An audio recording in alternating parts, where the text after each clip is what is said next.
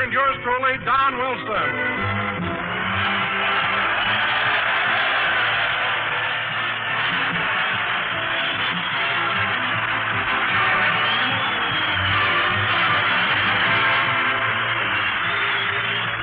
And now, ladies and gentlemen, from the Army Air Base at Gardner Field near Taft, California, we bring you our Master of Ceremonies, the one and only... Oh, no, you don't, Bud. No, you don't. You ain't pushing just anybody up on us. What are you talking about, soldier? What am I talking about? You tell him, Sarge. Go ahead, tell him. Okay. Look, Fatso. We can't do anything about what time they make us go to bed or what time they make us get up. But week after week, they blow a bugle, line us up, march us into this hall to listen to what they call entertainment, and we're sick of it. Now, wait a minute, fellas. You keep out of this, Bob. Yes, sir.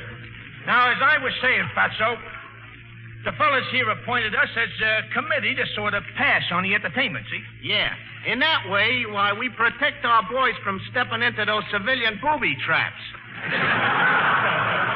Booby traps? So listen, Chubby. You tell us who you're going to bring out here, and we'll tell you if it's okay. Well, all right, if you must know, it's none other than Jack Benny. Jack Benny, huh? What do you think, Sarge? I don't know. What do you think? Well, it's either him or spending a half hour in Taft.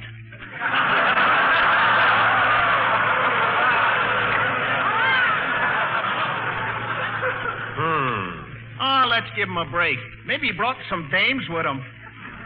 Okay, Blubber. You can bring on your star. Thank you.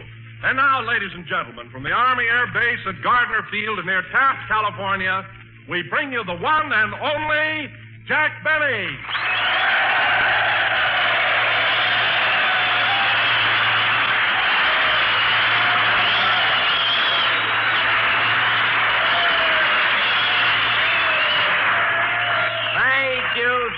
Thank you. Hello again. This is Jack Benny talking. And, Don, isn't it nice being out here at Gardner Field, situated on the shores of beautiful Lake Buena Vista?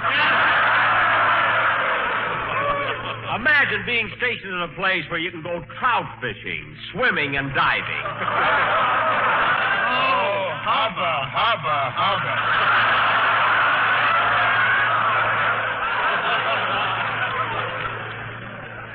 What do you mean, hubba, hubba, hubba? What was wrong with that joke? What was wrong with it? That joke wilted the flowers on Colonel Bechtel's desk. Oh, stop being so silly, a joke wilting flowers. That's impossible. I don't mind you guys standing around, but don't make up a... Hello, Jack. Oh, hello, Mary. How are you?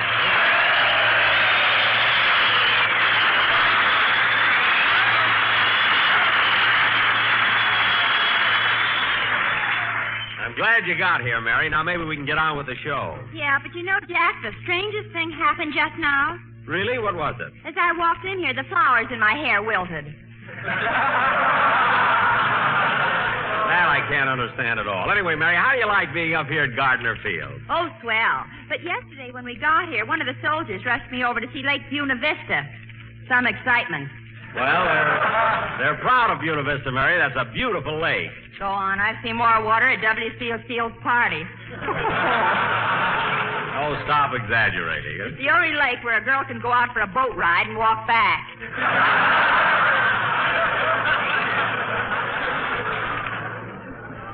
Mary, it isn't that shallow. Then how come the fish are sunburned on one side? Mary, please, isn't there anything else you can talk about? Oh, sure. You know, Jack, last night I was out with a soldier Look, Mary, on every program you hear about the girl going out with a soldier, so let's not have any of that on our show. But, Jack, last night I was out with a soldier. Mary, I don't want you to... Let her talk. Let her talk. Thanks, fellas. Now, as I was saying, Jack, last night I was out with a soldier, and just because I wouldn't give him a kiss, he said he was going to end it all. And then he laid down on the railroad track. Oh, well, don't worry about it, Mary. I've heard about the train service around here.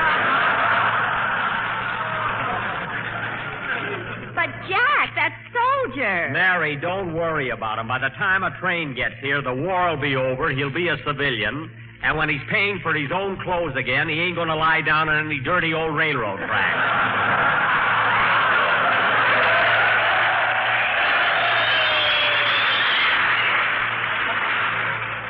So let's forget about it and get on with the show. Come in. Mr. Benny? Yes? On behalf of the United States Army Air Force stationed at Gardner Field, I wish to present you with these wings. Wings? Yes. I'm sorry the rest of the chicken got away. Goodbye.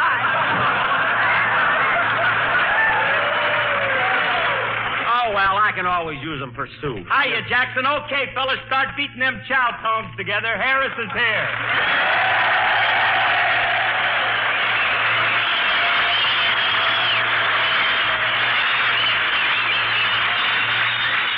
Oh, brother. Thanks, you pretty things. You know something? You guys really know talent when you see Phil, it. keep quiet. Huh? But these guys really know talent when they... Phil, will you... Let him talk! Let him talk!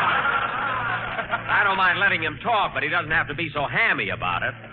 Hammy, you're the one that gets all the receptions. Look what happened yesterday when we got off the bus. Who took the bows? You did. I didn't get no welcome. What are you talking about? When we got here and I signed all those autographs, I sent every one of those soldiers over to get your autograph, too. You did that just to show off. You know I can't write. Well, Phil, I really forgot that you couldn't write. I didn't mean to embarrass you. You didn't, huh? Then why did you hide my rubber stamp?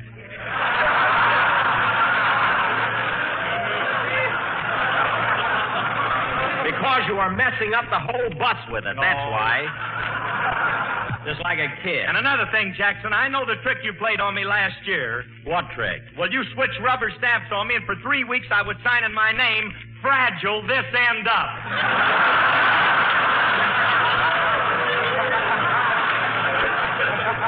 What? Mary told me. Well, Phil, anybody who doesn't know how to spell his own name ought to be ashamed of himself. Phil, do me a favor and play something, will you? And now, fellas, come in. Mr. Benny, Yes? did some silly guy come in here a while ago and present you with a pair of chicken wings? Yes, but I threw him away. Oh. Well, would you mind telling me why you threw them? Why? Are you hungry? No, I'm the chicken. What?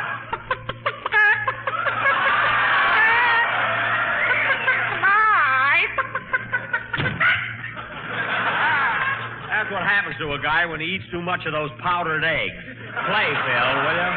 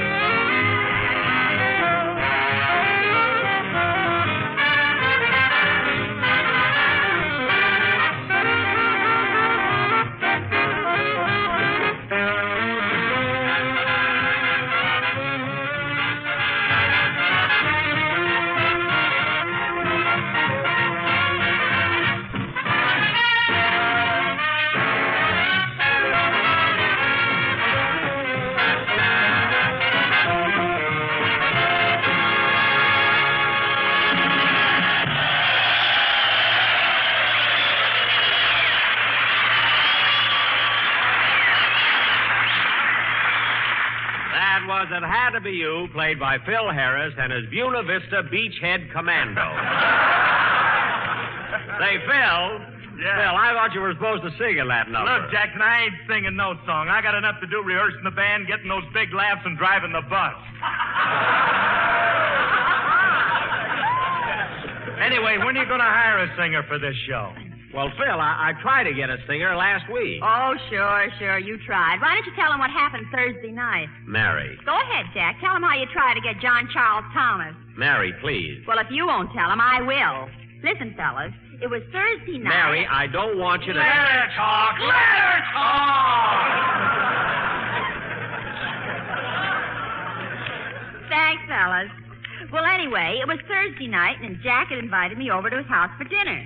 There were just the two of us, and we were finishing eating when all of...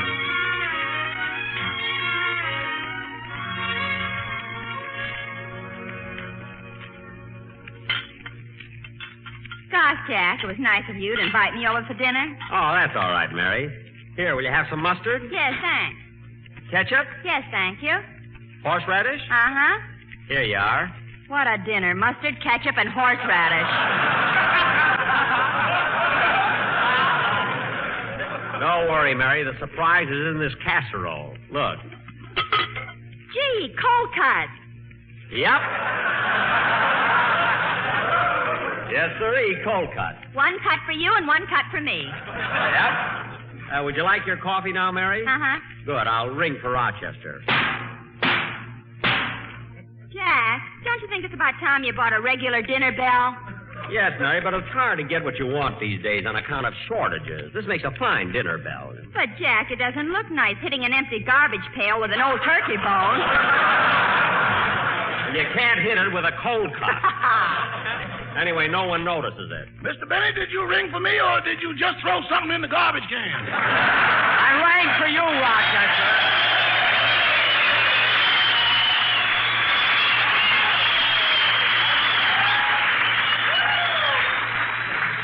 Rochester, bring Miss Livingston her coffee, and I'll have a cup of tea. Sorry, boss, you'll have to take coffee, too.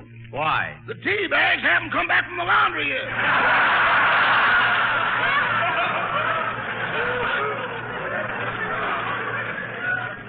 Oh, darn it, I want a tea. Well, boss, I'll fix you the coffee so you'll like it. I'll add some brandy to it. I've got my own special recipe. Has it got a kick to it, Rochester? Kick to it? Boss, do you know how coffee is good to the last drop? Uh-huh. Well, when I add just the right amount of brandy to it, the last drop picks up the cup and hits you over the head with it. Rochester. One drink of my coffee and you sit around all night, percolating.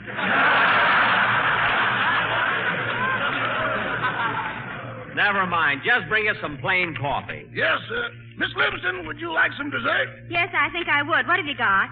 Well, there's ice cream, rice pudding, custard, and chocolate pie.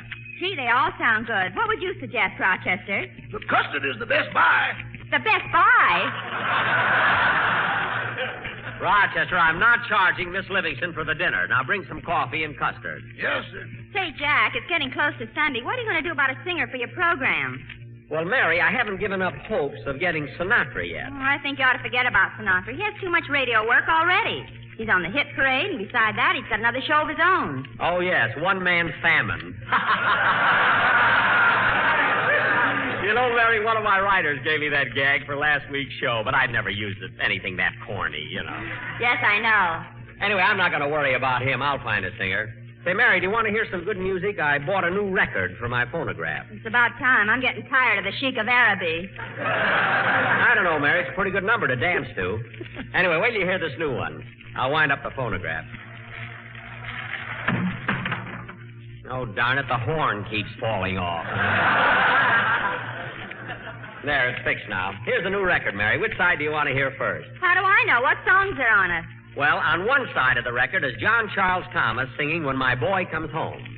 And on the other side is Spike Jones playing I Kissed the Butcher's Daughter Till Her Old Man Put Up a Beef. Well,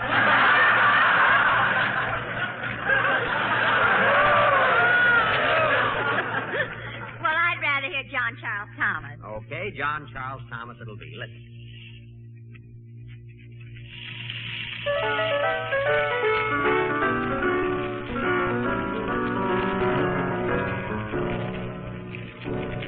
Said Mrs. McGinn to Mrs. O'Flynn, someday when the war is won, won't it be grand when the soldiers land and you go to meet your son?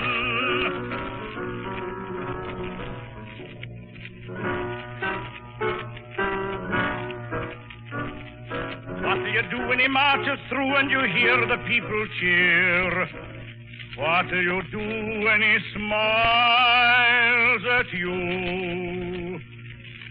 As your bride draws near. What'll I do when my boy comes home? What'll I do, you say? I'll tell the police if they're keeping the peace, they'd better keep out of my way.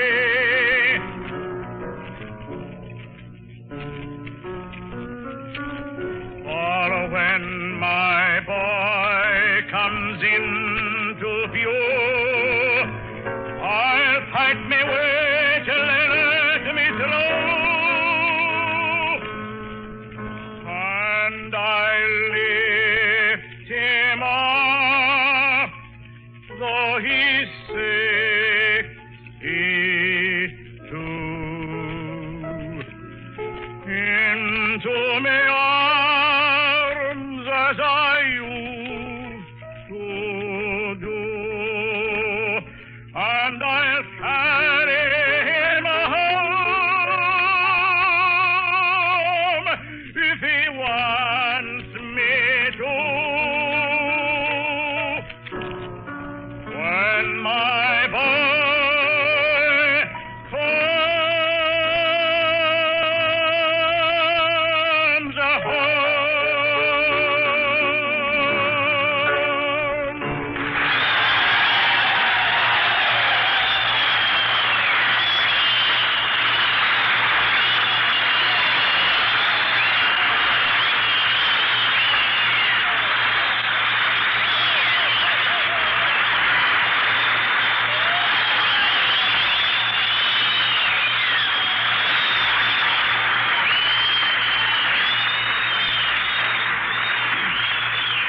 Gee, Mary, wasn't that wonderful? What a voice. What volume. Jack, what an idea.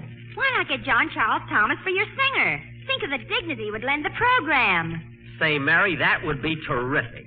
Let's go over and see him right now. Oh, Rochester, get the car. We're going out. But, boss, I expected to have the night off. We're having a big New Year's party.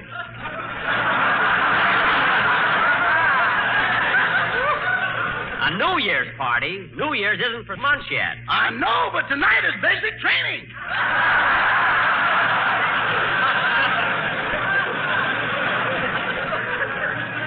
Never mind. Get the car and drive us over to Mr. Thomas's house. Okay, all right.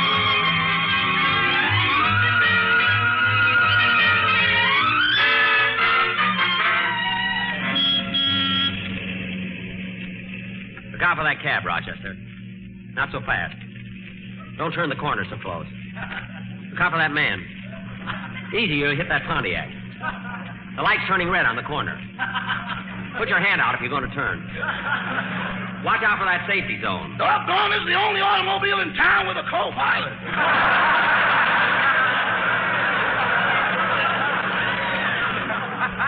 Rochester. You take over the controls, boss. I'll radio ahead for landing instructions.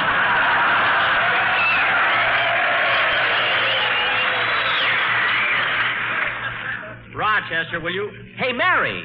Mary, look, there's Fred Allen. Hello, Fred. Jack, that isn't Fred Allen. That's a soldier wearing a gas mask.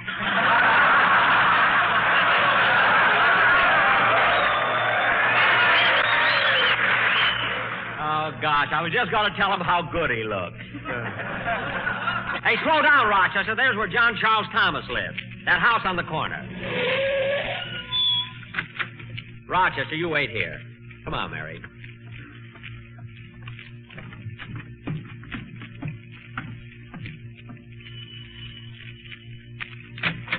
Yes?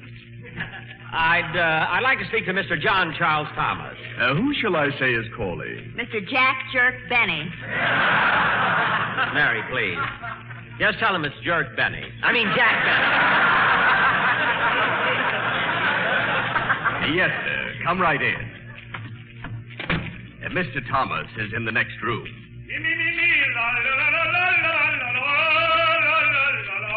Hey, listen to that, Mary. Isn't that beautiful? Yes, and he's only gargling.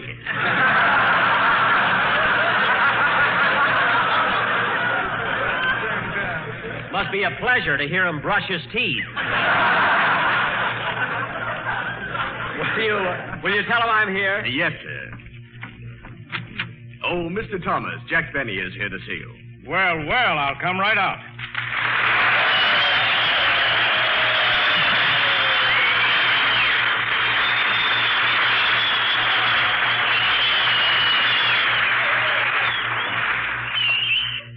Hello, Jack. Hello, Mary. To what do I owe this pleasant surprise? Well, Mr. Thomas, getting right to the point, I'm looking for someone to sing on my radio program, and I thought someone as famous as you would be perfect for it. Jack, you compliment me. Oh, I mean it. I think your voice would lend dignity and prestige to my shows. Jack, you flatter me. And I'm here to make you a financial offer. Here comes the insult. Mary, please. Now, the fact is, Charles, Charles? that's your middle name. Oh, yes. Look,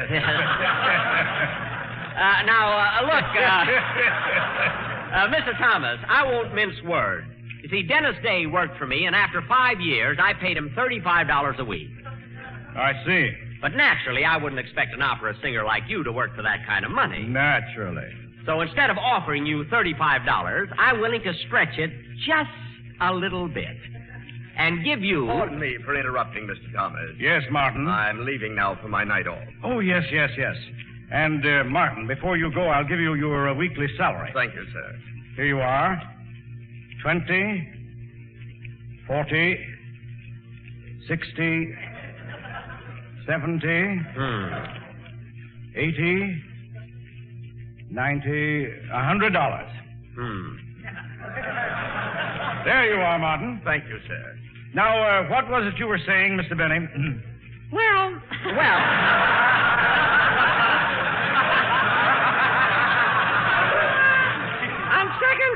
On second thought, Mr. Thomas, I have a feeling that you and I can't get together. You couldn't even get together with his butler. Well, Mr. Thomas, I think I'd better go. I'm sorry I took up so much of your time. Now, wait a minute, Jack. I think I understand your predicament. You're stuck for a singer. Yes, sir. Well, I couldn't possibly take the job, but in order to help you out, I'll be very happy to come over and sing on one program. You will? One program? Did you hear that, Mary? Gee, that's swell, Mr. Thomas. What would you like me to sing? Oh, anything. Doesn't make any difference what you sing. Your voice is enough. And since you're accustomed to paying $35, I may as well take the money. Oh. Is that all right with you? Well, I don't know, brother. What are you going to sing?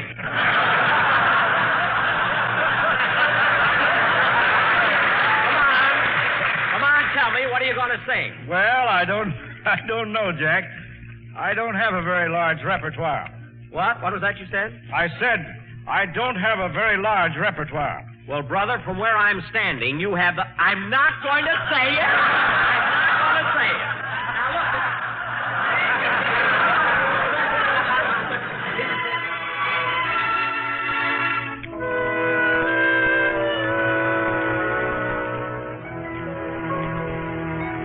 There's a low green valley on the old Kentucky shore that I've whiled many happy hours away. Sitting and singing by the little cottage door where lived my darling Nellie Gray. Oh, my poor Nellie Gray, they have taken you away, and I'll never see my darling anymore. I'm sitting by the river, and I'm weeping all the day, for you've gone from the old Kentucky shore. When the moon had climbed the mountain and the stars were shining too, then I'd take my darling Nellie Gray, and we'd little red canoe while my banjo sweetly I would play. Oh, my poor Nellie Gray, they have taken you away, and I'll never see my darling anymore. I'm sitting by the river, and I'm weeping all the day, for you've gone from the old Kentucky shore.